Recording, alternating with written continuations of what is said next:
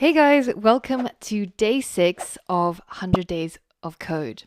And well done for making it this far. So today we're going to talk about code blocks and indentation, as well as functions, and also a different flavor from the for loops that we saw yesterday. Today we're going to talk about while loops as well. And to learn all of these things, we're going to use the help of something that's very similar to Carol the robot. And this is something I used when I first learned how to code. And it's one of my favorite tools for learning programming, especially as we get into more difficult concepts like functions and while loops, etc. And by the end of the day, we're going to be writing the code that's required to instruct our little robot to be able to complete any randomly generated maze. So that's the goal. And if you head over to the next lesson, let's get started and let's start learning about some of these things.